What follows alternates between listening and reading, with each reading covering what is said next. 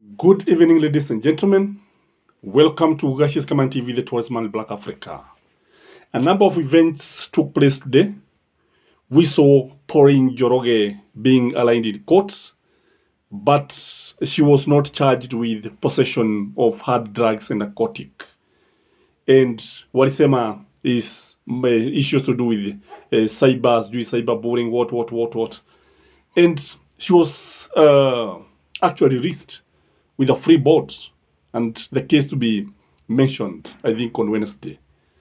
I don't want to mention or talk about the merit and the merits of the case because it is already in court. But there's also the second issue of Minor Jega.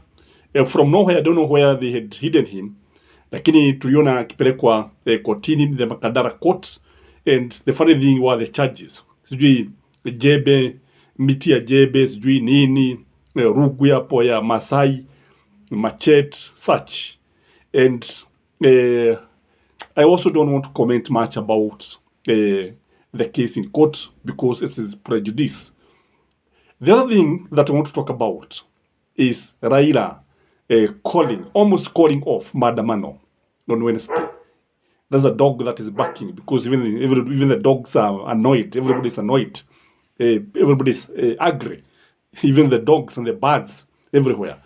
So, Raila Odinga has asked Azimio supporters to come up with flowers and candles to condole with the family of the bereaved, those people who are shot by the police, and their victims, there are many. And according to the press release that was given out by Azimio, Raila Odinga himself says that 50 deaths have been confirmed, hundreds of people have been hospitalized, and now he's asking Kenyans to hold vigil, to write candles, and to come out with white flowers, and maybe to lay on the graves, and maybe give the families of the victims. And then again, he's also saying kwamba watu wajitokeze wajaribu kusaidia familia hizi kutokana na zile athari ambazo zimetokea. Indeed, photos and videos of people massacred were shocking. Because unaona wengine wamepigwa risasi migogoni wakitoroka, wengine tuboni, and in very sensitive places. One video that was shocking, that was very horrific, had a man shot in his private parts. Yeah, sijui kama ilitokea kwenye Kinena, lakini ukiangalia ile dhakira, hiyo sehemu ya siri, inaonyesha kwamba huyo mtu alikuwa ameumizwa kabisa. Blood was all over, and you could see the gunshot even in the thigh. And in this video, it is also important to note that Raila has said that Azimio is taking the case to ICC. And this is the best thing about this, because now the attention of the world is now geared towards Kenya. And the people who I believe will bear the greatest responsibility, if you ask me, is the Inspector General, Japheth Koome himself, because he's the one who is in charge of the police force. I'm finding it very difficult to call it the police service, kutokana na vile ambavyo wanatumia fujo, kutokana na vile ambavyo wanatumia vitisho, kutumia live bullets na mambo kama haya. There's also the CS Interior. If the case will be taken to ICC, Kithure Kindiki will have a case to answer. And again, I believe if the president could find himself in the ICC, William Samoei Ruto can easily be, because after all, the buck stops with him. He has the powers to stop police killing. Although the police force is said to be an independent institution, he's the one who is in charge of government. He's the one who is the head of state and government. So everything is stopped at his desk. And again, there are those people who have been issuing inflammatory statements. Wengine ambao walikuwa wanatisha watu wakisema kuna yule huyu habari kuna sema Raila would die on Wednesday and buried, you die on 19th and buried on 29th. This was very reckless. And this kind of guys should be taken to court. And the funny thing, the DCI was just watching. Now, you cannot assume that hakuona waliona these kind of things and they could not do anything. But you can see them moving very fast to arrest Pauline Njoroge, who had done nothing, if you ask me. And in this video, I want us to look at the reaction of the people after Raila Odinga and Azimio coalition issued this statement. For one, there was a mixed reaction. There are some people who are happy, others who are not happy, but the majority of people are in agreement with Raila's move. Unajua watu wengi, baba akiwaambia right wanaenda right, akisema left left. Many people always agree with what Raila Amolo Odinga tells them.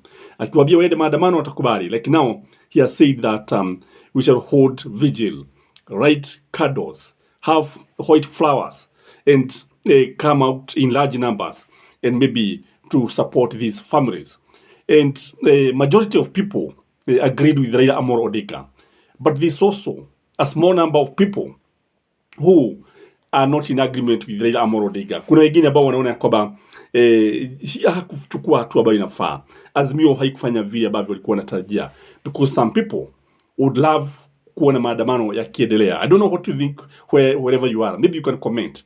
Should we continue with maandamano? Should Raila have called maandamano to continue instead of maybe 10 Kenyans to hold vigil?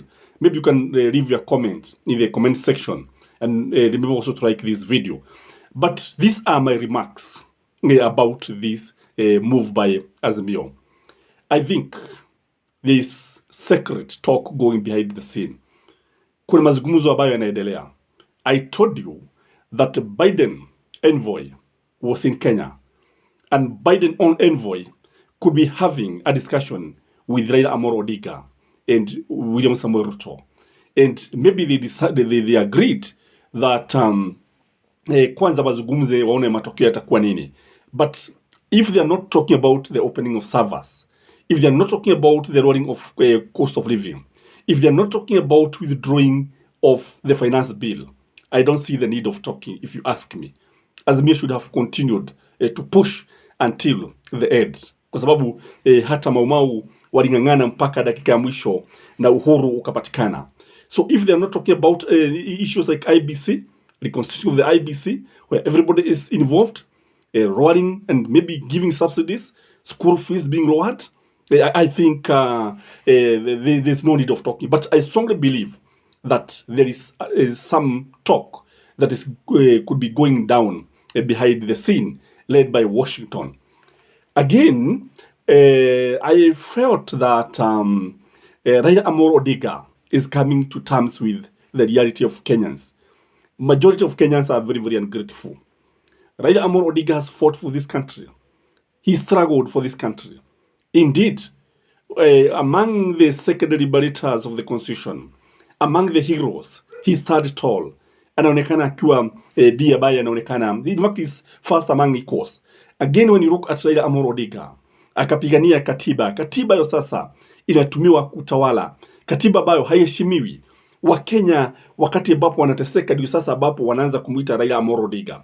I remember when William Samoei Ruto came up with the finance bill. I remember when the cost of fuel came up to almost 200. Sasa wakaanza kumuita Raila Amolo Odinga. So Raila Amolo Odinga is coming to term up with the reality of Kenyans. Kwamba they are very, very ungrateful. And maybe sometimes akaona he can also retreat so that Kenyans can feel the heat. Kenyans can feel the pain. And in this one, I agree with him. Let Kenyans feel the pain. Let Kenyans feel the consequences. Let Kenyans continue to suffer until they realize that whatever Raila has been doing is good for them. I also think Uhuru Muigai Kenyatta could have talked to Raila Amolo Odinga. And because of what has been happening, because there's so much accusation that Uhuru is funding maandamano. And when I listen to Uhuru Muigai Kenyatta, and I think he had an interview, you can maybe listen to it in the minister media. When you listen at his tone, you see somebody who wants reconciliation. You see somebody who wants to have a quiet life. But he is being persecuted. The government is not giving him time to relax with his family. The government seems to be even ready to form commission of inquiries about many things, including state capture, so that they can keep him very busy, humiliate him, appearing in the commission and appearing even in courts. That is what I believe the government would want. But when you look at Raila Amolo Odinga is one person who is usually very, very much determined. And I think his motto is backward never. He always like moving forward. So I believe Uhuru Muigai Kenyatta because of what happened to his family, because of the many accusation. Maybe akaona kwamba labda maandamano yahairishwe kiasi, because when you read the statement by Raila Odinga by Azimio, utaona kwamba sio kwamba wameachana na maandamano, lakini it is like they are postponing. I don't know what you think. I don't know where you're watching this video from, but if you ask me, Raila Odinga is always right. May you have a blessed evening. Bye bye.